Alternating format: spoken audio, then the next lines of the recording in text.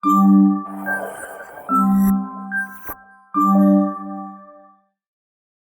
pagi pemirsa Blasting TV, bertemu lagi dengan saya Riko Gesar dan pimpinan redaksi Blasting ID Pak Bastanul Siregar. Kali ini kita akan membahas tajuk dengan judul Menakar Resiko Resesi Indonesia. Satu survei mengindikasikan risiko Indonesia jatuh ke liang resesi sangat rendah. Begitu optimis, tapi ada pertanyaannya, benarkah? Kita berikan kesempatan untuk Pak Bastanul menjelaskan tajuk soal resesi ini.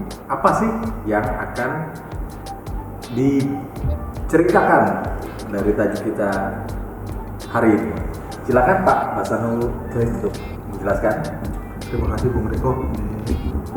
Pertemuan kita sudah beberapa kali ya dalam menyampaikan tajuk ini ke pemirsa Blasting. Ya, mudah-mudahan kita sih berharap pemirsa Blasting lama-lama juga semakin paham tentang ekonomi, tentang pajak. Jadi kita tahun ini memang hidup di dalam booming komoditas. Booming komoditas itu dimulai tahun lalu, sekitar kuartal keempat 2021. Itu harga batubara mulai terangkat, harga komoditas mulai terangkat. Itu kita happy lah, karena negara kita ini adalah negara yang berbasis komoditas. Kita kaya dengan komoditas primer, kita kaya dengan bahan mentah. Cuma kalau Bung Riko bandingkan, apakah kekayaan bahan mentah ini positif untuk menopang pertumbuhan ekonomi yang tinggi? Ya, kadang bisa iya, bisa tidak. Karena kalau pas harganya bagus, memang dia akan menopang. Tapi kalau pas harganya terpuruk, sementara kita industri lain nggak punya, industri antara kita lemah, industri barang-barang konsumsi kita juga masih impor banyak, terus dia nggak bisa mengangkat perekonomian. Jadi singkatnya, hanya karena Tuhan lah, karena yang menentukan harga itu Tuhan. Jadi kalau harganya bagus ya ekonomi kita bagus. Dulu terjadi tahun 2008 itu pada saat krisis global keuangan melanda Amerika Serikat. Waktu krisis global itu kan terjadi divergensi kebijakan moneter. Kebijakan moneter di negara maju itu melandaikan suku bunga, kebijakan moneter di negara berkembang karena terangkat oleh inflasi terpaksa mendorong sedikit suku bunga. Nah, tanpa diduga, ini pada bulan Februari terjadi perang antara Rusia dan Ukraina. Nah, ini perang yang cukup mengagetkan, tetapi ini hampir sama ketika Rusia menempatkan rudal balistiknya di Teluk Babi di Peru. Waktu itu sekitar tahun 67 di zaman Presiden John F. Kennedy. Nah, waktu itu kan hampir peristiwa Rusia menempatkan rudal balistik itu kan hampir memicu krisis nuklir pada tahun itu. Jadi perang dunia ketiga. Nah, kenapa Amerika jengkel gitu? Rusia memasang rudal balistik di Kuba. Ya karena Kuba itu tetangganya, Bung Riko. Ya. Nah, rudal balistik itu jangkauannya bisa sampai ke Texas, bisa sampai ke Kansas, bahkan bisa sampai ke Los Angeles, negara bagian di sisi barat Amerika itu. Jadi ya wajar Amerika ngamuk-ngamuk gitu. Nah, sekarang ini hampir sama situasinya. Kok tahu-tahu Ukraina bergabung ke NATO. Nah, Ukraina kan tetangga persis dari Rusia. Kemudian begitu bergabung ke NATO, apa yang terjadi? Dia jadi pangkalan militer NATO, persis di samping Rusia. Apa yang dilakukan Rusia? Ya sama seperti yang dilakukan Amerika waktu krisis Teluk Babi itu. Jadi ya hampir terjadi perang dunia ketiga itu. Nah, dari meletusnya perang itu yang sudah mungkin sekarang berarti hampir 5 bulan. 5 bulan ini adalah dampaknya tidak lain adalah terganggunya pasokan energi dan pangan global, karena kombinasi Rusia dan Ukraina itu eksportir minyak bumi gas sekaligus gandum terbesar kedua di dunia. Jadi dua sisi, yang satu energi, yang satu pangan. Nah, sejalan dengan gangguan pasokan itu, harga energi dan pangan otomatis terangkat. Kenaikan harga minyak, gas, gandum itu otomatis juga mengerek harga komoditas lain seperti minyak sawit mentah, batu bara, juga dan komoditas tambang lain seperti karet, nikel, besi, atau aluminium. Bahkan di sejumlah negara, kenaikan harga energi dan pangan itu telah memicu hyperinflasi seperti yang terjadi di Sri Lanka, Turki, atau Argentina. Inflasinya hampir 70%. Nah, beberapa negara lain yang ketahanan ekonominya keropos karena defisit transaksi berjalan dan defisit anggaran terlalu besar juga mulai terkecil. Atas situasi tersebut dipimpin oleh The Federal Reserve, bank-bank sentral di hampir seluruh dunia rame-rame meresponnya dengan mengerek naik suku bunga. Nah, akibatnya dengan kenaikan suku bunga itu, likuiditas global pun susut. Nilai tukar dolar menguat dan pertumbuhan ekonomi di berbagai negara serta martamal membaik. Hasil dari semua respons kebijakan itu tidak lain adalah stagflasi. Stagflasi ini fenomena menarik. Ini fenomena tahun 70-an. Jadi inflasinya tinggi, tetapi pertumbuhan ekonominya stay low gitu, tetap rendah, bahkan sebagian terkoreksi. Jadi ibarat kalau ada ramalan bintang mungkin menulis sekarang itu, ya jangan buka pabrik dulu deh, lebih baik menabung. Kira-kira di rubrik ramalan bintang itu kan ada keuangan. Nah, kira-kira bunyinya begitu. Sebab ada risiko stagflasinya akan berakhir menjadi resesi. Kalau depresi itu ada saudara kita yang bilang pekerjaan. Kalau resesi tetangga kita ada bilang pekerjaan. Jadi semakin dekat. Jadi begitu, perang yang sangat mengejutkan itu tentu akibat provokasi Ukraina bergabung dengan NATO. Jadi itu telah mengubah bopeng wajah perekonomian global. Nah, kenapa mengubah bopeng wajah perekonomian global? Karena krisis akibat pandemi 2 tahun silam itu serta-merta berubah menjadi apa? Menjelma jadi krisis energi dan pangan. Itu yang terlihat di Sri Lanka, Turki, dan Argentina. Nah, karena tentu ini berbeda dengan krisis keuangan global 2008. Sistem keuangan saat ini, keuangan global saat ini ya sehat-sehat saja, salah. Tetapi meski penyebabnya berbeda, dampak yang dihasilkan dua krisis tersebut hampir sama. Ini namanya harga energi dan pangan. Dan ketika itu mengerek inflasi, otomatis direspons dengan pengetatan kebijakan moneter, kenaikan suku bunga. Nah, itulah yang sedang terjadi saat ini. Perang, krisis energi, inflasi, stagflasi, akhirnya resesi. Nah, terus bagaimana dengan Indonesia? Ini pertanyaan menarik. Ada suatu survei Bloomberg itu menyebut Indonesia memiliki risiko rendah memasuki resesi, terendah kedua dari 15 negara yang Asia yang disurvei. Risiko Indonesia jatuh ke resesi itu hanya 3%. Kalau dibandingkan Sri Lanka yang 25% atau Korea Selatan yang 25%. Sri Lanka 85% atau Korea Selatan yang 25%. Jadi secara umum risiko negara Asia memasuki resesi lebih rendah dibandingkan dengan Eropa dan Amerika Serikat. Risiko Asia memasuki resesi itu antara 20 sampai 25%. Amerika Serikat sekitar 40%, sedangkan Eropa lebih tinggi lagi 50 sampai 55%. Karena kedekatan dengan Rusia dan Ukraina. Nah, ada lagi satu riset yang mungkin layak dijadikan referensi, riset Nomura Holdings pekan sebelumnya. Juga menegaskan sebaran peta dan kedalaman resesi tersebut, terutama di Amerika, Eropa, dan Jepang. Nah, Nomura melihat resesi di AS akan berlangsung 5 kuartal. Nah, ini yang menarik. Jadi resesinya ini bukan kaleng-kaleng ini, lama ini kira-kira gitu. Lebih dari setahun. Karena tekanan harga itu sudah menyebar ke barang-barang jasa. Jadi agak dahsyat.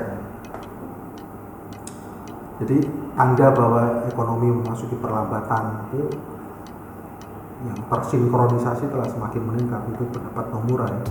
Jadi negara-negara tidak lagi dapat mengandalkan ekspor untuk pertumbuhan. Itulah yang menyebabkan mereka memperkirakan terjadinya resesi. Nah, dengan adanya survei tersebut, ada tanggapan dari Indonesia, dari Menteri Keuangan. Dia mengatakan risiko Indonesia untuk jatuh ke liang resesi itu rendah karena sejumlah faktor seperti neraca pembayaran dan ketahanan APBN yang relatif lebih baik dibandingkan dengan negara lain. Ini yang menarik, apa betul ketahanan APBN Indonesia lebih baik dibandingkan dengan negara lain? Negara mana dulu? Neraca pembayaran kita tahu defisit dalam 2 kuartal terakhir positif, dan tren defisit itu meningkat. Transaksi berjalan memang surplus, tetapi trennya turun. Keseimbangan primer APBN yang surplus juga berisiko berbalik ketika terjadi lompatan belanja pada kuartal keempat. Surplus itu juga didorong ekspor komoditas seperti ya sama seperti setoran pajak yang surplus lah. Bukan karena perubahan struktural, bukan karena perubahan industri, perubahan pelayanan di bea cukai, ekspor impor, bukan. Tetapi karena berkah komoditas tadi. Nah, tadi saya sampaikan di awal bahwa ini bersamaan dengan momentum booming komoditas. Itulah yang membuat kita masih disayang Tuhan lah gitu. Nah, jadi ekonomi kita tidak terpapar risiko resesi karena struktur ekonomi kita didorong oleh komoditas. Itu penyebabnya, bukan yang lain. Dengan sedikit interkoneksi dengan rantai pasokan global, kita kan tidak terlalu perdagangan kita dengan Rusia dan Ukraina itu tidak terlalu besar dibandingkan kita dengan China. Nah, dengan kata lain, eksposur ekonomi komoditas milik Indonesia yang khas ini itu akan bekerja membuat sisi fiskal kita relatif aman. Kalau dalam bahasa Inggris itu kan aman itu ada beberapa gradasi gitu. Kita sebut dari sisi fiskal itu relatif safe, tetapi belum secure. Jadi safe itu aman gitu, tapi secure itu lebih aman. Nah, karena pada saat yang sama kita mesti menutup lonjakan subsidi di sisi lain, yaitu kenaikan risiko utang akibat perlemahan nilai tukar. Subsidi apa? Terutama subsidi BBM. Ini bulan-bulan ini kan sudah mulai ada sinyal-sinyal dari pemerintahan subsidi akan dikurangi sehingga bisa dengan cara menaikkan harga BBM. Nah, kalau itu yang terjadi, karena ingat Bung, di tahun ini itu pertama kalinya Pertamax dan Pertalite itu disubsidi oleh pemerintah. Sebelumnya kan enggak, Pertalite dan Pertamax itu pure mekanisme pasar, tetapi pada tahun ini karena untuk menjaga inflasi tadi itu dikasih subsidi. Tapi kan udah hampir habis kuota bulan Desember itu, mungkin bulan Agustus itu udah habis subsidinya. Nah, kalau dibiarkan ya Pertamina yang akan berdarah-darah menanggung risiko kenaikan harga minyak. Nah, karena ada dua risiko tadi, lonjakan belanja subsidi dan kenaikan risiko utang akibat perlemahan nilai tukar, maka pintu resesi yang perlu lebih diwaspadai menurut saya adalah dari sisi moneter. Karena kenaikan belanja subsidi atau kenaikan yang direspons dengan kenaikan harga BBM itu pasti akan meningkatkan inflasi. Ada hitungan kemarin sampai 8%. Nah, ketika itu terjadi tidak ada cerita lain, Bank Indonesia pasti juga akan menaikkan suku bunga. Nah, sementara pada saat yang sama tren kenaikan suku bunga global itu jelas akan memperlemah nilai tukar rupiah kita. Ini kita belum naikin inflasi nih. Nilai tukar kita udah hampir tembus 15.000 kok. Goyang-goyang di situ 48, 49. Udah tidak istilah ekonomi itu tidak cozy lah dalam untuk situasi ekonomi. Jadi makin melemah nilai tukar kita. Pada saat yang sama makin tinggi inflasi, ya makin besar risiko utang yang harus kita bayar.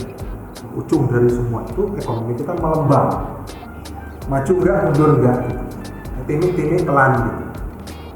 Nah, memang situasi ini jelas akan memaksa Bank Indonesia akan intervensi moneter, tetapi kan intervensi kan jelas ada ongkos dan pakasnya.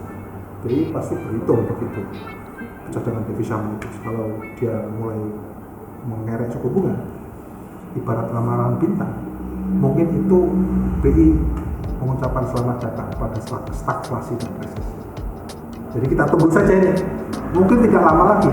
Di bulan ini sudah ada beberapa lembaga ya seperti Bank Permata dan Citi Indonesia itu yang sudah memberikan riset bahwa Bank Indonesia akan menaikkan suku bunga pada bulan Agustus ini. BI sendiri sudah memberikan sinyal dia nggak akan kuat.